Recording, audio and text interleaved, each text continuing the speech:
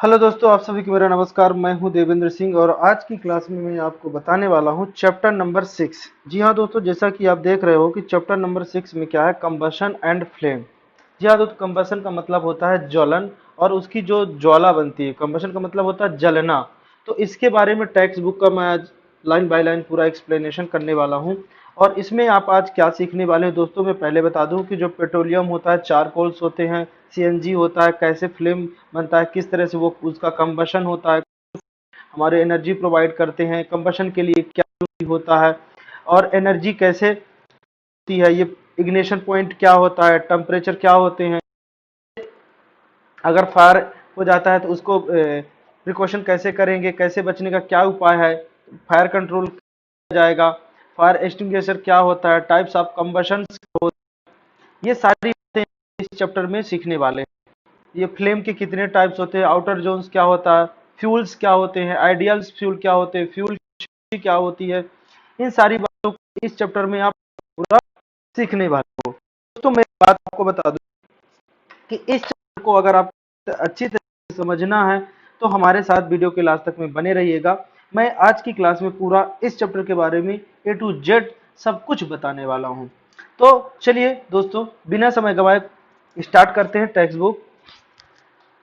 जैसा कि दोस्तों देख पा रहे हो कि स्टार्टिंग में आपका क्या लिखा है, we use different kinds of fuel. जैसा कि आप different kinds of fuel use करते हो in the various purpose at the home. अब बच्चों, आपको ये नहीं समझ में आ रहा होगा फ्यूल क्या है। फ्यूल वो होते हैं जिससे हमको एनर्जी मिलती है। अब लाइट लाइट एनर्जी हो सकती है या हीट एनर्जी हो सकती है, तो ये सारी चीज, या केमिकल एनर्जी हो सकती है, ये सारे क्या हैं, फ्यूल हैं। इन्हीं सारी बातों को आज की क्लास में हम आपको सिखाने वाले हैं, बताने वाले हैं, समझाने वाले हैं। तो एक एक करके सारी बातों को बताएंगे। जैसा कि अगर आप देखिए, in industry for in the running automobiles, industry में देखिए जितने भी ऑटोमोबाइल्स होते हैं उनको रन कराने के लिए फ्यूल की रिक्वायरमेंट होती है। जैसे आपके घर में खाना पकाने के लिए एक एनर्जी का यूज़ करते हैं, एलपीजी गैस का, या एलपीजी नहीं यूज़ करते होंगे तो किसका करते होंगे, वुड लकड़ी का करते हैं, या कि काउ डग वगैरह का यूज करते होंगे। ठीक है। Can you name in the few fuels use in our Holmes, name few fuels use in trade. या पुराने जमाना के होंगे, या तो उन फ्यूलों का पुराने जमाने में व्यापार किया जाता था, या अभी भी उनका व्यापार किया जाता है, या इंडस्ट्री में उनका यूज किया जाता है। What what fuels are use for in the running automobiles, ऐसा कौन से फ्यूल हैं जो रनिंग ऑटोमोबाइल्स के लिए यूज किए जाते हैं। ऑटोमोबाइल्स का मतलब यहाँ से होता है जैसे कार, बाइक्स, ट्रैक्स, बस, इनके लिए हम कौन सा फ्यूल यूज करते हैं, लाइक डीजल, सीएनजी, पेट्रोल, ये क्या है, सब फ्यूल है। तो your list will contain fuel like cow dung होगा, लकड़ी होगी, कोयला होगा, charcoal, petrol, diesel, compress natural gas जिसको सीएनजी शॉर्ट फॉर्म में बोलते हैं। कंप्रेस नेचुरल गैस को शॉर्ट फॉर्म में क्या बोला जाता है दोस्तों, सीएनजी बोला जाता है। You are familiar with the burning of candles, candle से तो आप बहुत अच्छे से परिचित होंगे। फैमिलियर का मतलब होता है परिचित होना। ठीक है।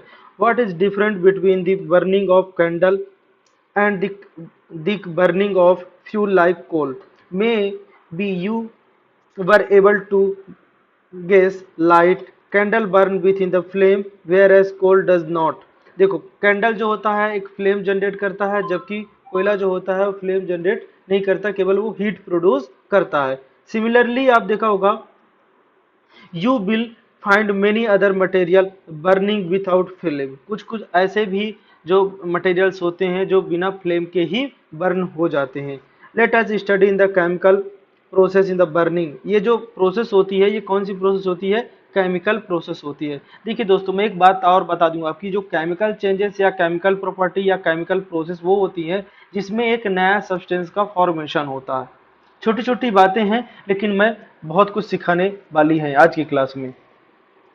And the types of flame produce the during in this purpose, this process, इस प्रोसेस में टाइप्स ऑफ फ्लेम बनते हैं। फ्लेम, अब मैं आपको आगे चल के फ्लेम भी बताऊंगा कि फ्लेम में क्या क्या होता है, कौन से कलर प्रोड्यूस करते हैं, सारी बातें आपको आज इस वीडियो के माध्यम से आप जानने वाले हैं या आपको पता लगने वाला है। तो पहला क्वेश्चन आपको निकल के आता है दोस्तों, व्हाट इज कंबशन, कंबशन क्या होता है।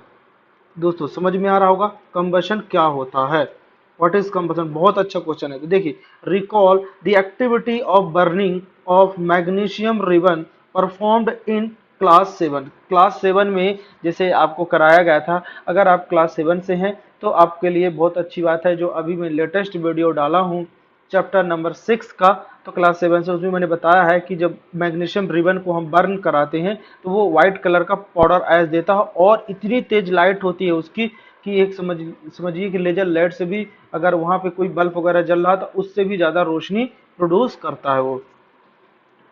तो यहाँ पे देखा होगा, we learn about the magnesium burn to form in the magnesium oxide and produce the heat and light. अगर मैग्नीशियम को जलाते हैं, देखो अगर मान लीजिए हमारे पास मैग्नीशियम है, मैग्नीशियम को ऑक्सीजन के प्रेजेंट में जलाते हैं तो बन क्या जाता है MgO, और क्या प्रोड्यूस करता है वो, हीट लाइट। हीट भी प्रोड्यूस करता है और लाइट भी प्रोड्यूस करता है, ये दोनों एक ही चीज है, लाइट और हीट प्रोड्यूस करता है। और ये जो बनता है ये कैसा बनता है, व्हाइट कलर का हो जाता है। कैसा होता है, व्हाइट ऐश बन जाता है। ओके, व्हाइट ऐश बन जाता है। वी कैन, अच्छा ये वाला जो आपको होता है, जो लैब वगैरह में टीचर के थ्रू आप कर सकते हो या उसको बता सकते हैं, ठीक है। तो इसको बंसल बंडल होता है, उसके थ्रू इसको बर्न कराते हैं, तब जाके ऐसा जलता है, ठीक है। सिमिलर एक्टिविटी आप पीस ऑफ चारकोल का कर सकते हो। Hold in the piece of with pair of tong से पकड़कर उसको क्या करने के, bring in it near the flame of candle या बंसल बर्नर के पास ले जाइए। व्हाट डू यू ऑब्जर्व, क्या ऑब्जर्व करेंगे, तो देखेंगे कि वो बर्न करेगा लेकिन उतनी लाइट प्रोड्यूस नहीं करेगा। यही इन दोनों में डिफरेंसेस, जो मैग्नीशियम रिबन होता है वो लाइट प्रोड्यूस करता है और हीट प्रोड्यूस करता है, और यहाँ पर अगर आप देखेंगे चारकोल को तो ये क्या करता है, केवल हीट प्रोड्यूस करेगा और जल जाएगा, लेकिन लाइट प्रोड्यूस नहीं करता।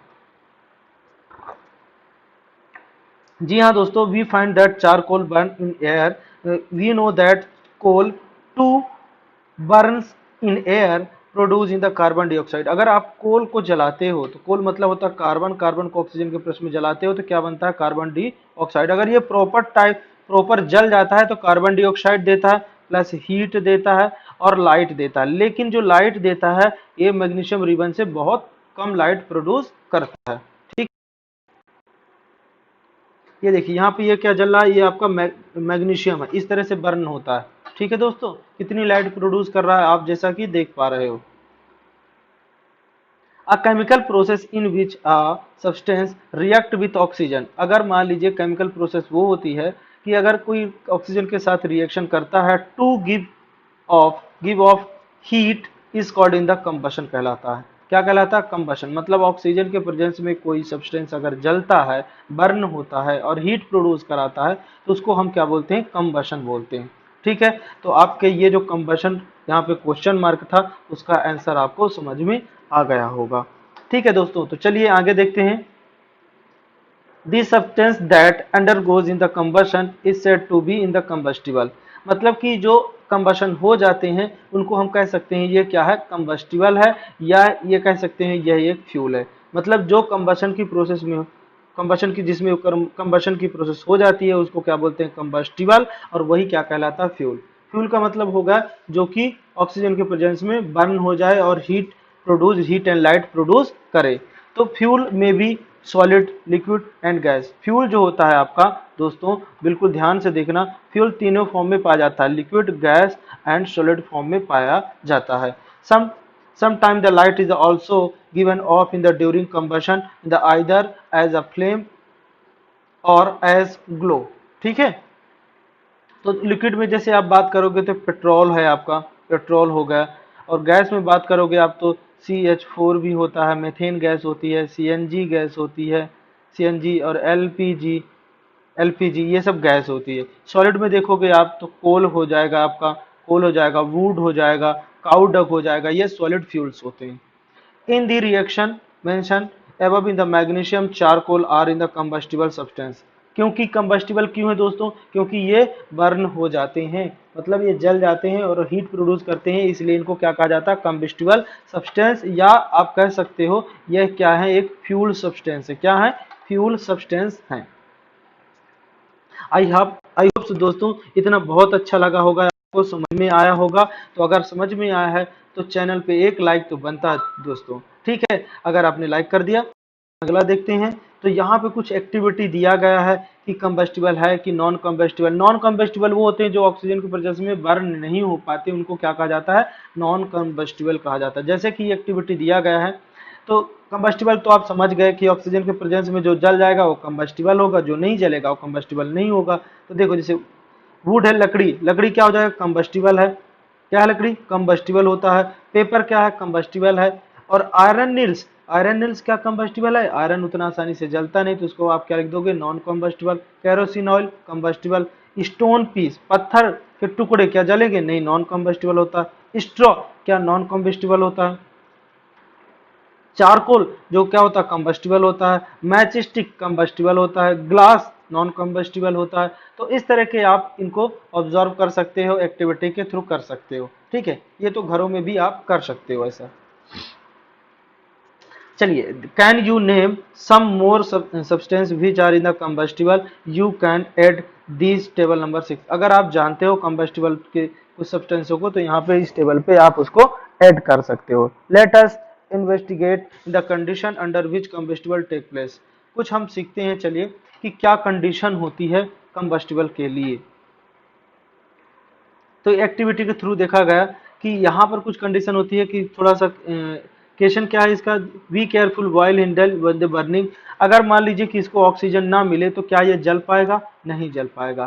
कोई भी चीज विदाउट ऑक्सीजन के नहीं जल पाती, क्योंकि जो ऑक्सीजन होती है वो कंबशन के लिए हेल्पफुल होती है, मतलब कंबशन के लिए हेल्प करती है, ठीक है, लेकिन खुद जलती नहीं है, ये बात आप याद रखना। We find that in the combustion air is necessary, मतलब कंबशन के लिए एयर बहुत जरूरत होती है। A candle burning in the freely case in the when in the air enter in the chimney from in the below, in case when in the does not enter in the chimney from in the below, the flame in the thicker produce in the smoke in case of. Diagram के through आप देख सकते हो। देखो यहाँ पे आप देख रहे हो पूरा यहाँ पे खुला हुआ है, तो यहाँ से क्या जा रहा है, एयर जा रहा है, यहाँ से भी एयर जा रहा है, तो ये अच्छे से जल रही है। जब यहाँ से एयर नहीं जा रही तो देखो कैसे ये हो रही है, ऐसे ऐसे हो रही है। लेकिन अगर ऊपर से प्रॉपर ढक दिया जाए, नीचे से ढक दिया जाए, तो ये क्या हो जाएगा, जो जलना बंद हो जाएगा, मतलब इसको ऑक्सीजन नहीं मिल रहा है। दोस्तों एक एक्टिविटी आओ और आप कर सकते हो कि जैसे यहाँ पे एक बाउल ले लीजिए, बाउल में वाटर डाल दीजिए, वाटर में कैंडल डाल दीजिए, ये बर्निंग हो रही है, और बर्निंग में ग्लास ऐसे डाल दीजिए, तो क्या होता है कि यहाँ से जो वाटर में ऑक्सीजन होती है वो यहाँ से चली जाएगी ऊपर। जब तक ये पानी पूरा ऊपर आ जाएगा, जब तक ये बर्न होगा, और जैसे ही पानी जाना बंद हो जाएगा तो ये इसका बर्निंग बंद हो जाएगा। इन द सेंस कि वाटर में भी ऑक्सीजन इन्वॉल्व रहती है, वो वाटर की ऑक्सीजन को अपनी तरफ खींचने लगती है, और वो जलती रहेगी। जैसे ही वाटर वहां ऊपर जाना बंद हो जाएगा या वाटर के ऑक्सीजन को लेना बंद हो जाएगा, यानी कि वहां से ऑक्सीजन उसको नहीं मिलेगा, तो वो ऑटोमेटिक बंद हो जाएगा। ये बहुत अच्छा एग्जाम्पल है एक्टिविटी, इसको आप घर में कर सकते हो, ठीक है दोस्तों। तो देखते हैं यहाँ पे कुछ और भी एक्टिविटीज हैं, उनको भी आप देख सकते हैं। देखिए, place a piece of burning wood and charcoal on in the iron plate in the tawa. तवा पे उसको रख लीजिए, इसको बर्निंग वुड को, and the cover with in the glass jar. अगर ग्लास जार उसमें बंद कर दीजिए, ऐसा करिए जो ट्रांसपेरेंट हो ताकि हमको दिखे। तो कुछ टाइम तक वो जलेगा, जो कुछ टाइम के बाद वो जलना बंद हो जाएगा। ऐसा क्यों होता है, क्योंकि उसको प्रॉपर ऑक्सीजन नहीं मिल पाती, इसलिए वो जलना बंद हो जाएगा। You might have in the heart that in the wind in the cloth of a person in the catch fire. देखा होगा कि जो कपड़ों में फायर पकड़ लेती है, दी पर्सन पर्सन क्या करे, अगर मान लीजिए कि उसको आग लग गई, तो वो ब्लैंकेट में कवर हो जाए, तो स्टिंग फायर का वो काम करता है। क्योंकि क्यों ऐसा हो जाता है, अगर ब्लैंकेट आप उसको ढक लेते हो तो वहां पे प्रॉपर उसको ऑक्सीजन नहीं मिल पाती, जिससे कि वो मतलब आग लगना कपड़ों में बंद हो जाता है, ठीक है। Now recall some your experience, does a match stick burn by the itself, how does it burn, कैसे बर्न होती है। You must have had an experience of in the burning a piece of paper. Does it burn when a burning matchstick is brought near it?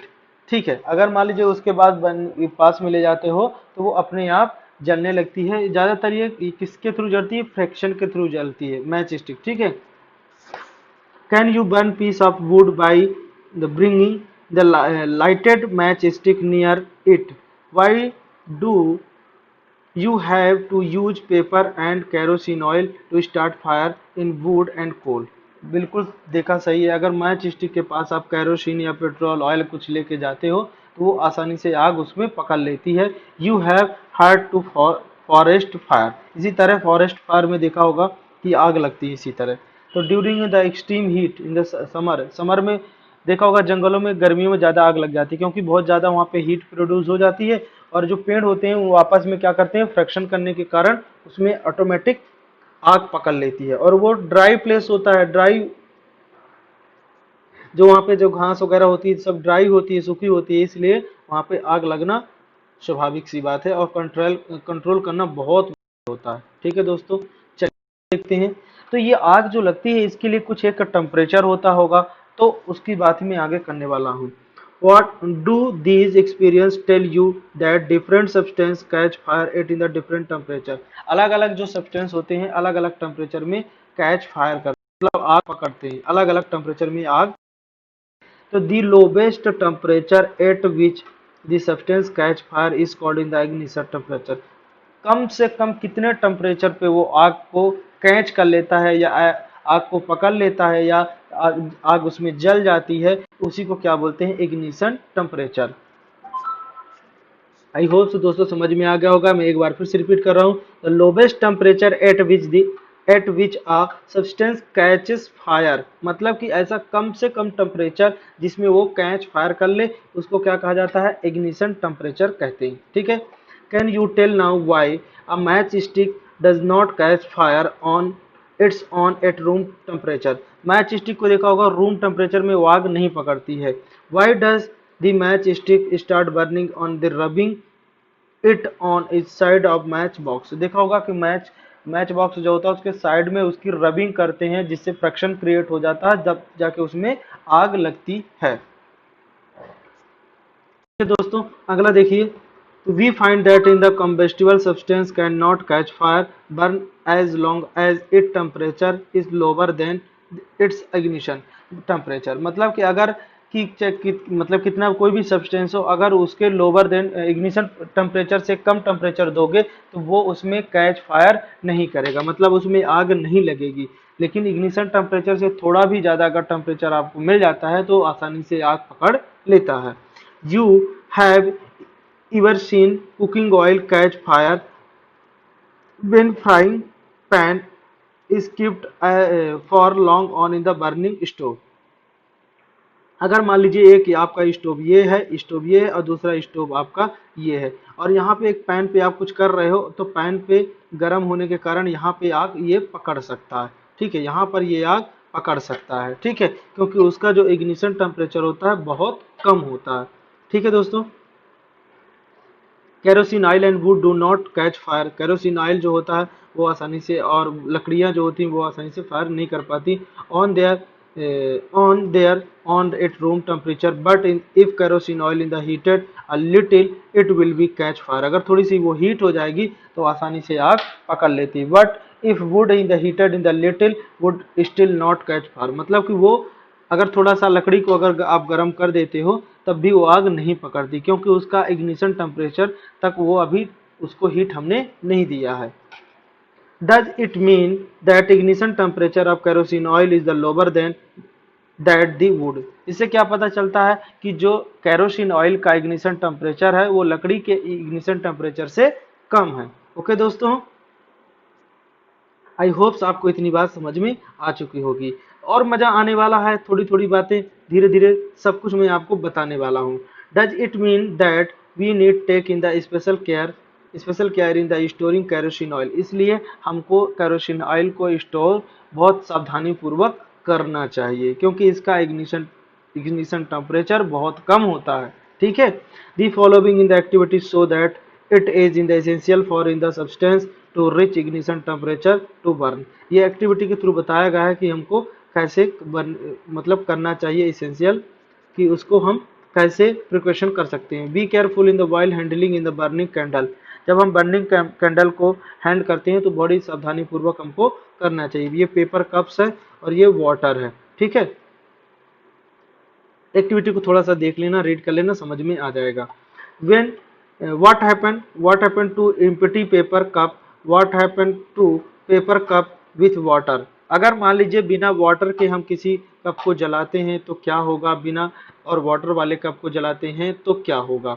तो does water in this cup become hot, यहाँ पे क्या हो जाता है if we continue heating the cup we can even in the boil water in the paper cup। Paper cup में अगर आप देखेंगे जो वाटर रहता है वो धीरे धीरे क्या होने लगता है, बॉयल होने लगता है। Can you think of an explanation for this phenomena, ये फिनोमिना क्या हो रहा है, क्योंकि उसमें वाटर रहता है तो उसको इग्निशन, वाटर का जो इग्निशन टेम्परेचर होता है बहुत ज़्यादा होता है जबकि पेपर का कम होता है। जिसमें वाटर नहीं रहता वो पेपर बर्न हो जाता है, जिसमें वाटर रहता है वो बर्न नहीं होता, वाटर बॉयल होना चालू हो जाता है। The heat supply to the paper cup is transfer to water, मैंने वही बताया क्या होता है, ट्रांसफर टू वाटर में कर देती बाई कंडेंशन के थ्रू। अब ये देखो दोस्तों यहाँ पे जान लेना कि जो हीट होती है वो 3 टाइप से ट्रांसफर होती है। पहला होता है कंडेंशन, दूसरा होता है कन्वेंशन, कन्वेंशन के थ्रू होती है, और थर्ड जो होता है वो होता है रेडिएशन। तो हीट ट्रांसफर कैसी होती है, 3 फॉर्म है, कंडेंशन, कन्वेंशन एंड रेडिएशन। जो सॉलिड में होता है वो कंडेंशन होता है, कन्वेंशन क्या होता है लिक्विड में होता है, और रेडिएशन क्या होता है स्पेस में, एयर में होता है। So, in the presence of water, the ignition temperature of paper is not reached। मतलब जिससे कि वो इग्निशन टेम्परेचर तक वो पेपर नहीं पहुंच पाता क्योंकि उसके अंदर वाटर फिल होता है। Hence, it does not burn, इसलिए वो पेपर नहीं जल पाता जिस पेपर में वाटर प्रेजेंट होता है। The substance which in the have very low ignition temperature and can easily catch fire with the flame is called in the inflammable substance। जो बहुत कम इग्निशन टेम्परेचर पे वो क्या कर लेता है, कैच फायर कर लेता है, तो ऐसे सब्सटेंसों को हम क्या कहते हैं, इनफ्लेमेबल सब्सटेंस कहते हैं। एग्जांपल इनफ्लेमेबल सब्सटेंस आर इधर पेट्रोल, बहुत कम इग्निशन होता है, अल्कोहल या आपका लिक्विफाइड पेट्रोलियम गैस एलपीजी, ये तो बहुत नॉर्मल टेम्परेचर में, रूम टेम्परेचर से थोड़ा सा टेम्परेचर आप दोगे वो आग पकड़ लेते हैं। Can you list some more inflammable substance, क्या आप और भी इनफ्लेमेबल सब्सटेंस को लिस्ट बना सकते हो, तो इसको ट्राई करना है आप, ठीक है। मतलब जलाना नहीं है, लिस्ट बनाने के लिए ट्राई करना है कि और ऐसे कौन से हैं जिसको आप देखा होगा कि ये ऐसे होते हैं, मतलब कि बहुत आसानी से कैच फायर पकड़ लेते हैं। अभी तो हमने दोस्तों सीखा या आपने सीखा कि फायर कैसे कैच करता है, और लेकिन अगर फायर हो गया तो उसको कंट्रोल कैसे करते हैं, how do we control fire. तो देखो अगर हम किसी फायर को कंट्रोल करना हो तो सबसे पहले बात है कि हम उसमें से जो ऑक्सीजन है, जो एयर का कांटेक्ट है उसको कम कर दें। देखो you must have seen the head in the fire breaking out in home and shop and the factories, देखा होगा कि ऐसे आग लग जाती, कभी कभी देखिए यहाँ पे फैक्ट्री वगैरह में आग लगी हुई है, कंट्रोल कर रहा है। If you have seen such an in the accident, the write in short description in the your notebook में थोड़ा सा इसके बारे में बताइए कि कैसा कैसा आपने देखा, ठीक है। Also share the experience with your classmate, अपने दोस्तों को मित्रों को भी समझाना कि ऐसा ऐसा वहाँ पे कैच फायर हुआ था। Find out in the telephone number of in the fire service in your area, और if in the fire break out in the your house in your neighborhood in the first thing do you call in this fire service। देखिए अपने घरों के आसपास जितने भी घर होते हैं वहाँ पे आसपास कहीं ना कहीं फायर कंट्रोल रूम होगा, तो वहाँ का नंबर अपने पास जरूर रखना चाहिए। अगर मान लीजिए कैसा अभी होना नहीं चाहिए लेकिन कभी कभी ऐसा एक्सीडेंट हो जाता है, तो सबसे पहले क्या करें कि इस जो कंट्रोल रूम होता है फायर कंट्रोल रूम, वहाँ पे जरूर कॉल करें सबसे पहले, ठीक है। Does your city town have in the fire brigade station, brigade station मतलब कि हर सिटी या टाउन में एक फायर ब्रिगेड स्टेशन होता ही होता है। When fire brigade arrives in the what does do, अगर वो आते हैं तो क्या करते हैं, तो ये क्या करते हैं, pure water on in the fire, दिख रहा है the cool in the combustion in the material show it in the temperature in the brought in the below in the ignition temperature। जो वाटर फ्लो कराने के बाद क्या हो जाता है वहाँ पे इग्निशन टेम्परेचर कम हो जाता है और जिससे आग थोड़ा कम हो जाती है, कंट्रोल हो जाती है। This prevented the fire in the from in the spirit water vapors in the also surrounded in the combustible material। जो जलने वाला मटेरियल होता है उसके चारों तरफ वेपर पार्टिकल्स हो जाते हैं, जिससे कि वहां पे इग्निशन टेम्परेचर उसका कम होने लगता है और फायर कंट्रोल हो जाता है। और दूसरा क्या होता है, helping in the cutting of in the supply of air, और वो क्या कर देता है कि जो एयर की सप्लाई हो जाती है वो उसको कम कर देता है। सो फायर एक्सटिंग्विशर, देखा होगा कि you have learn that in there are in the three essential requirement for producing fire. मतलब तीन बहुत जरूरी होता है। आपने कि स्कूलों में देखा होगा, लैब में देखा होगा, या कहीं गवर्नमेंट ऑफिस वगैरह में देखा होगा, वहाँ पे एक रेड कलर का ऐसा लगा रहता है, ये इस तरह का लगा रहता है, ये फायर एक्सटिंग्विशर होता है। ये क्या होता है, फायर एक्सटिंग्विशर होता है। इसमें क्या क्या रहता है मैं जरूर बताने वाला हूँ, थोड़ा सा ये बचा हुआ है, इसको और समझा देता हूँ। these these fuel these are fuel air and to supply oxygen and heat temperature of the fuel beyond the ignition temperature. The fire can be controlled by the removing one and more these requirement. The job of in the fire extinguisher is to cut off in the supply of air. Extinguisher का काम क्या होता है, fire extinguisher का काम होता है कि वो एयर की सप्लाई को रोकता है। और in bring down in the ignition, क्या लिखा, bring down the temperature of the fuel and both notice that the fuel. तो दोस्तों यहाँ पे जैसे most of case in the can not eliminated it if for in the instant the building catch fire in the whole building is the fuel. अगर मान लीजिए किसी building में फायर लग जाती है या आग लग जाती है तो पूरी बिल्डिंग वो आग मतलब एक फ्यूल का काम करती है। तो देखिए ये जो है फायर एक्सटिंग्विशर है, इसमें कार्बन डाइऑक्साइड गैस डाला रहता है। कैसा डाला रहता है, कार्बन डाइऑक्साइड गैस डाला रहता है। तो कार्बन डाइऑक्साइड गैस क्या करती है, बर्निंग को कंट्रोल कर देती है। ठीक है, मतलब इसमें जो, या आप क्या कर सकते हो, ये कर सकते हो। ये दूसरा चीज, अगर मान लीजिए कोई पर्सन को आग लग जाती है तो ब्लैंकेट वगैरह डाल सकते हो। सबसे ज्यादा इंपॉर्टेंट ये होता है कि ऑक्सीजन को कंट्रोल करिए आप। ऑक्सीजन उसके जो आपका फ्यूल मटेरियल है या जो बर्न हो रहा है वहां तक ऑक्सीजन ना पहुंचे। ठीक है, तो टाइप्स ऑफ कंबशन क्या होता है, तो burning of match stick gas lighter near the gas stove in the kitchen. देखिए अगर आप देखते हो तो मैच बॉक्स होगा, लाइटर होगा, किचन स्टोव में उसके पास नहीं रखना चाहिए। Turn on in the knob off in the gas stove, what do you, अगर मान लीजिए उसका नोब खुल जाए तो क्या होगा। तो do not handle in the gas stove your self x your in the parent self, आप अपने आप में ऐसा काम मत करना, पेरेंट्स के हेल्प से ही करना या पेरेंट्स के परमिशन से ही काम ऐसा करना।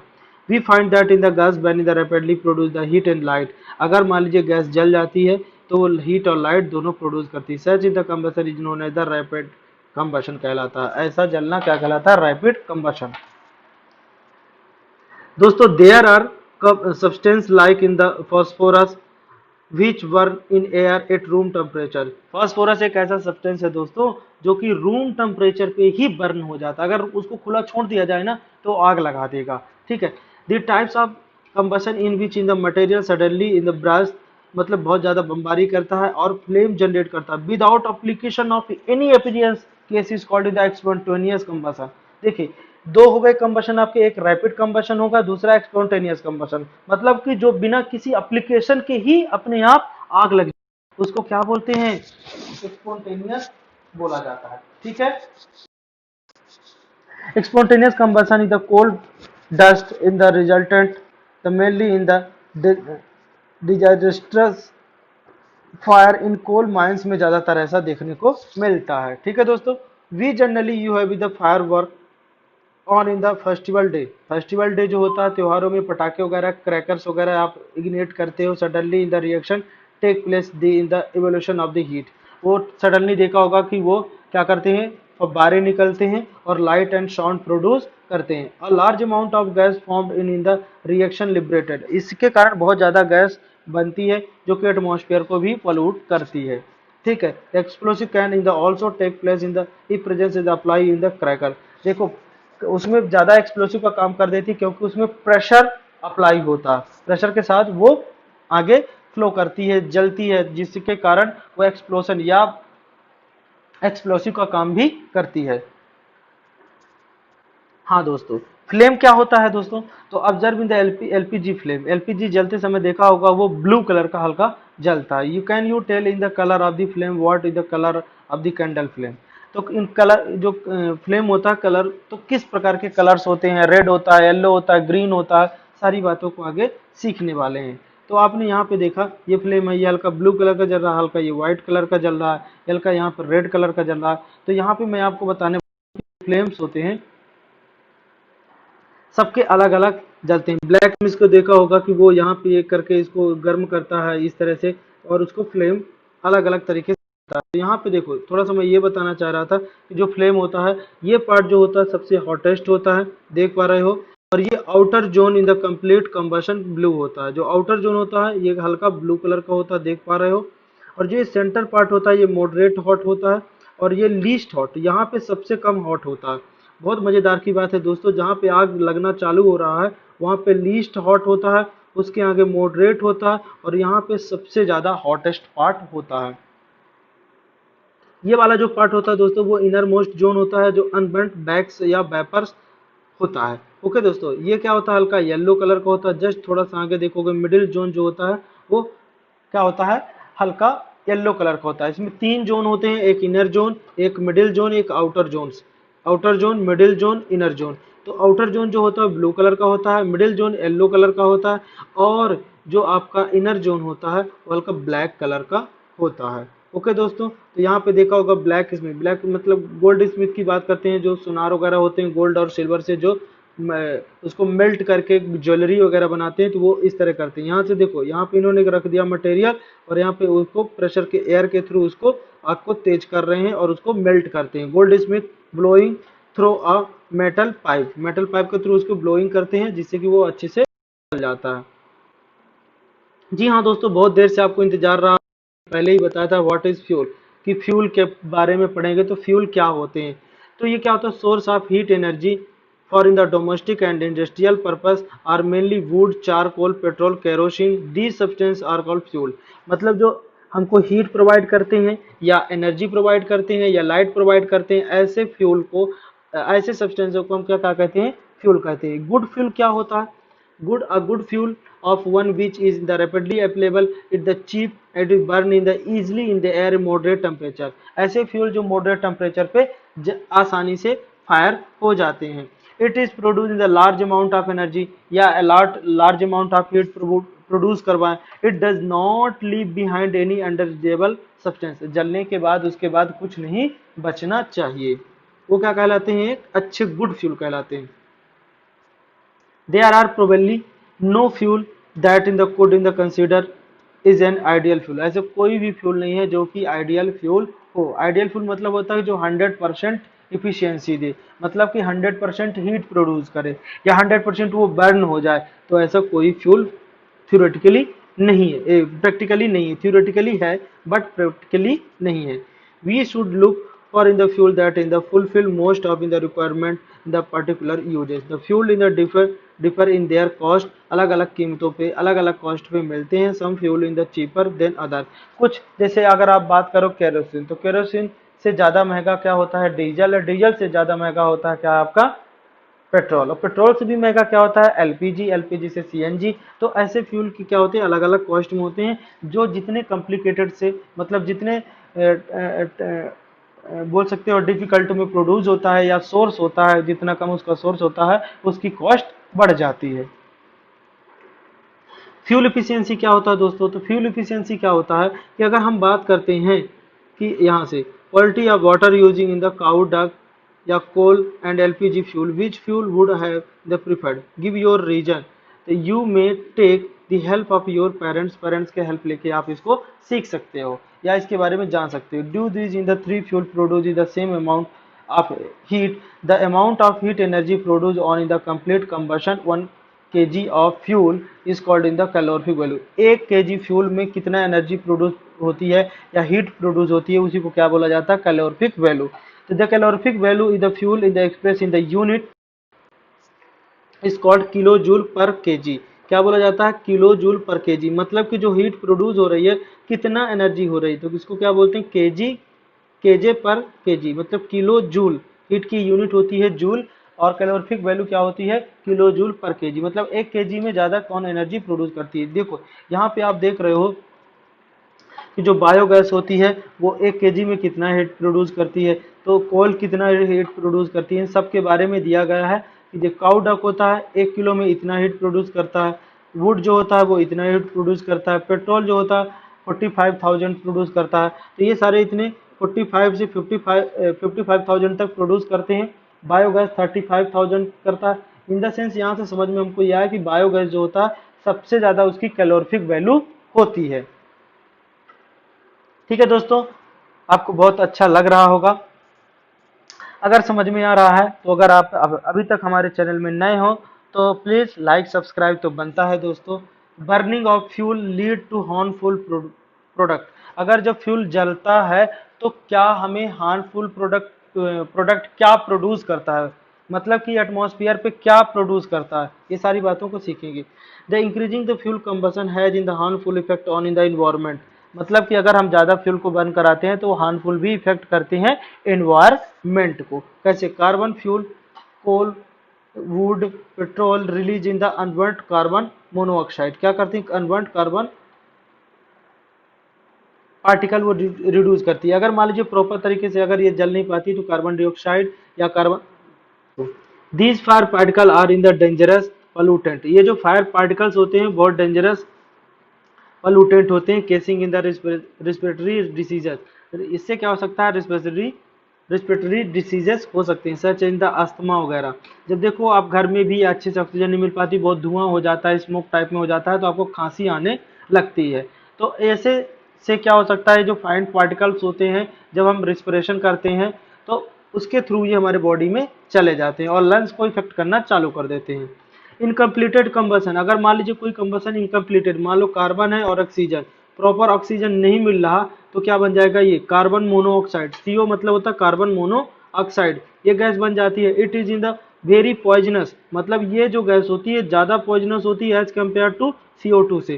Carbon monoxide very dangerous as compare to carbon dioxide. Okay दोस्तों, it is dangerous to in the burn coal in the close room, अगर क्लोज रूम में उसको जलाते हो तो ज़्यादा डेंजरस होती है, लेकिन ओपन में जलाते हो तो कम डेंजरस होती है क्योंकि वो कंप्लीट बर्न हो जाता है, ठीक, क्योंकि उसको एयर मिल जाता है।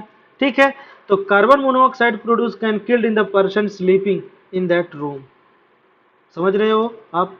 तीसरी बात क्या है, combustion is the most fuel release in the carbon dioxide in environment increase in the concentration of carbon dioxide in air believe in the case of the global warming. अगर मान लीजिए किसी फ्यूल को आप जलाते हो तो उससे कार्बन डाइऑक्साइड बहुत ज़्यादा मात्रा में निकलती है और एनवायरनमेंट में चली जाती है, जिससे कि कार्बन डाइऑक्साइड का कॉन्सेंट्रेशन एनवायरनमेंट में बढ़ जाता है, जिसके कारण ग्लोबल वार्मिंग हो जाती है। ग्लोबल वार्मिंग का मतलब होता है एटमॉस्फेयर के टेम्परेचर को इंक्रीज कर देना। ओके दोस्तों, फोर्थ नंबर क्या होता है, the burning of coal and diesel in the release sulphur dioxide, अगर मान लीजिए कोल और डीजल को दोनों को प्रोड्यूस करते हो तो सल्फर डाइऑक्साइड ऊपर जाता है प्लस NO2 जाता है। तो ये दोनों अगर मान लीजिए वाटर के संपर्क में आते हैं, ये सभी वाटर के संपर्क में आते हैं तो क्या बना लेते हैं, नाइट्रिक एसिड बना लेते हैं, HNO3 बना लेते हैं प्लस H2SO3 बन जाता है। तो ये दोनों का मिक्सचर ही क्या कहलाता है दोस्तों, एसिड रेन कहलाता है। क्या कहलाता है, एसिड रेन कहलाता है। यहाँ पे मैं लिख दे रहा हूँ HNO3 प्लस H2SO3 दोनों का मिक्सर ही क्या कहलाता है, एसिड रेन कहलाता है, अम्ल वर्षा जिसको कहा जाता है, एसिड रेन। तो suffocation in the corrosion gas in the moreover the petrol engine give off in the gases oxide the nitrogen, मतलब नाइट्रोजन ऑक्साइड देता है, and sulphur oxide of sulphur nitrogen dissolve in the rain water and form acid बना लेते हैं। Such rain is called in the acid rain, it is a very harmful in the crop building soil in the already learn to in the class 7th में आपने इसके बारे में पढ़ चुका है। Diesel and petrol fuel the automobile being in the replace by the CNG, इसीलिए जो ऑटोमोबाइल से डीजल और पेट्रोल से चलने वाले हैं उसको रिप्लेस किया जा रहा है कंप्रेस नेचुरल गैस से, बिकॉज इन द ये क्या होता है, CNG जो produce the harmful product in the very small amount, मतलब जो CNG होता है हार्मफुल प्रोडक्ट बहुत कम मात्रा में प्रोड्यूस करता है, और ये क्या होता है, क्लीनर फ्यूल होता है, बहुत मतलब ज़्यादा कोई अनडिजायरेबल फ्यूल, मतलब कि जो आपका पोल्यूटेंट नहीं प्रोड्यूस करता, प्रोडक्ट नहीं करता। तो दोस्तों इसी के साथ आपका ये चैप्टर टेक्स्ट बुक का हो जाता है द एंड। तो दोस्तों कैसा लगा आपको? अगर आपको समझ में आया है तो जरूर चैनल को सब्सक्राइब कीजिएगा, बेल आइकन को बटन को दबाना मत भूलिएगा दोस्तों। क्यों ऐसा मैं बोल रहा हूँ? क्योंकि अगला जो मैं वीडियो बनाने वाला हूँ इस चैप्टर से, तो उसमें मैं क्या बता, कीवर्ड्स दिए हैं इनकी मीनिंग बताने, जो आंसर क्वेश्चन के दिया गया इनका सलूशन तो आपको बहुत आसान होता है दोस्तों, मिल जाते हैं, लेकिन इन सलूशन को समझाना थोड़ा आपको डिफिकल्ट लगेगा। तो मेरे साथ बने रहिए इस मैथ साइंस की दुनिया में, चैनल में आपको सब कुछ मिलने वाला है। बस आपको जो चाहिए कमेंट बॉक्स में कमेंट करके जरूर बताइएगा, मैं आपके लिए वो प्रोवाइड करा दूंगा। ठीक है, तो चलिए मिलते हैं अगले वीडियो में। अगला वीडियो हमारा कौन सा रहेगा? इस चैप्टर के कीवर्ड्स होंगे, इस चैप्टर के जो आपके आंसर हैं इनके बारे में। तो बेल आइकन की बटन को दबाना मत भूलिएगा, क्योंकि जैसे ही मैं अगला वीडियो डालूंगा सबसे पहले आप तक आएगा। तो बेल आइकन का बटन को दबा लीजिए, जिससे कि अगला वीडियो हमारा आप तक आसानी से पहुंच जाएगा। चलिए मिलते हैं अगले वीडियो में, तब तक के लिए घर पे रहिए, सेफ रहिए और पढ़ते रहिए। Bye bye.